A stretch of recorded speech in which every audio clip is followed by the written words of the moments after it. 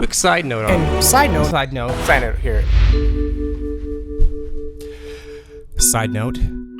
Good Lord. Good Lord, I hate alternate angles. Alternate angles are only for the slow motion replays. That is it. No exceptions. Don't cut to the under the basket. Do not try to get creative and cut to the overhead angle. That wide ass shot from the side is where you're supposed to stay.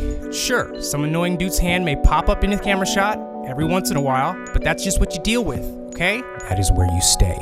That is where you stay. So, the other thing I'm gonna miss about this era, well, I wasn't really there to see it, but I saw it a lot on my old basketball VHS tapes. It's the middle-aged, business and business casually dressed white guys getting their minds blown.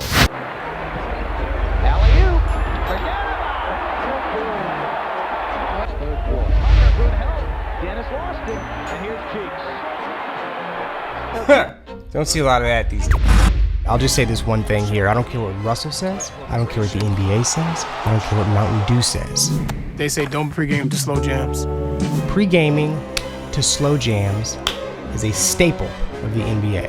It's got history. It's a proven method. There's a pregame ritual that you go through. You're back in the locker room by yourself. There's a song that plays, and you said that was going to be your theme. What's that song that you listen to? Anita Baker, Give It Your Best. And it's real. You don't know what these people are listening to. So anyway, if I was making hats right now, which I don't think I'll ever make, the first hat would say, pregame to slow jams. You could see Kenny and his inevitable fate with those knocking knees every time he walked onto the court. The story was right there, right in between those knees. If you were trying to construct a textbook sidekick, you'd come up with a name similar to Scotty, a slightly inferior sounding name. It's one that stands beside the main name. It's not Scott. It's not Michael and Scott. Michael Scott. That's funny. It's Michael and Scotty, like Jimmy Olsen, even to an extent Bucky, Captain America's superhero sidekick, then Snoopy, Chewie, Scotty, Ernie, Trinity, Donkey, Dory, Penny. If there is a key to naming a sidekick, give them a name that fits perfectly on a 5-year-old, Scotty.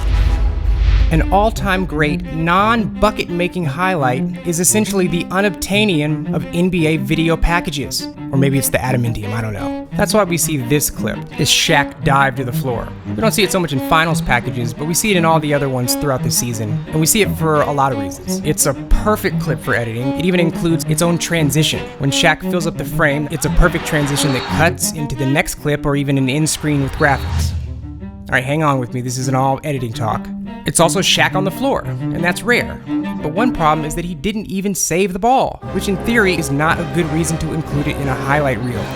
But it's all up to the editor's discretion. If you can cut before the turnover, then it's a perfectly good clip. It's not about what happened, it's about how this moment looks on camera and cuts into your sequence. It's like that Rodman clip or picture, which was also a turnover. That's the trick here. In a highlight package, you can do whatever you want. Quick side note on NBA fights. You know what I've noticed in these old clips is that they sure went into the stands a lot. There were a lot of altercations with fans and players, like actual fighting. I mean, people try to mark that Malice in the Palace as the worst, darkest day in NBA history, but fans were getting knocked out plenty of years before that. Side note here. I love blunt, definitive answers in sports debate. Love them. No! Listen, you make a 40-minute video with 100 different points, and somebody just writes, no. It's almost funny now. It's like when somebody says, you don't know anything about basketball. You clearly don't know basketball. It's becoming a joke around here, so that should be your answer. The longer the argument, the shorter your response should be. No. Side note, this little interim stage here was pretty cute. How great is this little camera shot of an actual clock? Let me just say this about this dunk. This post dunk was not taunting. This is not taunting. He is literally telling the sideline camera person to pan quickly, pan over now, and get the shot of the wreckage. This is all part of the dunk. He's telling the man 3 feet away from him, 4 feet away from him, to point your camera at that guy, because that is the full story. You saw this, now check that out. That's just being inclusive. That's not taunting. He's not pounding his chest. He's not being stiff. He is giving direction to the guys in the truck. That guy. Get a look at him. And that's thoughtful. I mean, in this brand new world of bench reactions, this is what we continue to get.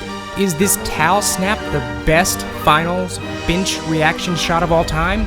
And side note, just trying to squeeze in all this info, the 4-time champs. Look how cluttered this shirt is. This shirt looks like a landfill. It's a waste. These shirts look counterfeit. They look fake. I mean, really, there's a group of people out there who will buy the gear regardless. These are the stans. These are the ones that will even go as far as buying those fleece team-branded Snuffleupagus gloves.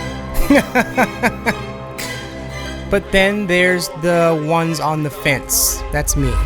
One of Kareem's biggest problems was, and especially with his legacy, he didn't have enough good nicknames. There was just never any good nicknames that stuck. That helps a career. Side note, look at LaMarcus over here. Not sure a regional supermarket ad is what he originally thought of when he left Portland to become a star.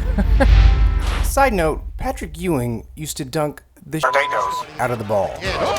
On people's heads. Oh my Ewing! But anyway, hold on 1 second. This dunk right here, I need to see this again. Where is he jumping from? Good God, Kareem could fly. I have to explain this to you. He became his dunks. He was the dunk more than anybody. He could drop the ball at half court and he would materialize a brand new ball out of thin air just in time to dunk it. And his follow through, it's all part of the dunk, his celebrations. Again, they're not chest pounding, they were fluid, they were harmonic. It was part of it. He is the dunk. The ball, the rim, the points, it's all just formalities. Which I believe was his downfall. When he got out of shape and injured, he couldn't do this anymore. He lost part of himself. It was just a slow decline after that. Some folks post-dunk are fine. Again, Vince, even Blake. They try to round their game out. Blake tried to round his game out. He's not just known as a dunker anymore, and he's okay with that. For some folks, it's seen as growth. Shawn, on the other hand, needed this dunk. He needed the release, the ritual, to be whole. And when you take that away from him, it's like taking away, milk from a baby, anticipation from a puppy, excitement out of love. It's like taking the 3 away from Steph. Like, it is who he is. He's defined by that, and he was fine with it. You can't take the dunk out of Shawn and expect him to be the same player. Oh, that was a miraculous dunk. All right, look at all these infographics. All these different, well-designed graphics people made. And half of them are out of date. Graphic designers can't even keep up. It's crazy. Derrick Rose injuries are like the second most popular infographics to make since the food pyramid, which is the original infographic, by the way. On a side note, I always wonder why Team USA and the powers that control that would replace this phony with this old man. I mean, he's got the reins for the next 20 years or whatever it is. He's gonna be like 100 by then. But I think it's a combo. It's the military background, representing your country. It's probably really tickles his fancy. But also, it's that cold heart that really doesn't care who the players are and thinks humans are all interchangeable. This is a benefit to coaching this type of team. But let's cut to one of my classic additional notes. Is it still vintage if he does it all the time?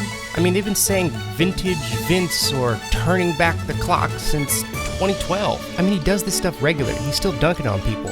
And each announcer acts like it's the very first time he's done it since 1972. Anyway, dunking is clearly what he's good at. And what he's good at makes him happy. And that is truly vintage Vince.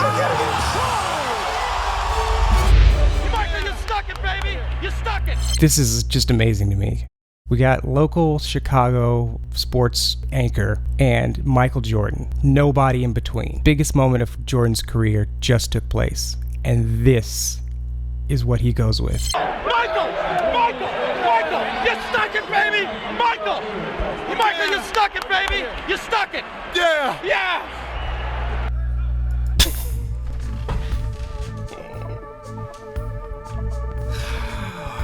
Oh gosh, that is ridiculous.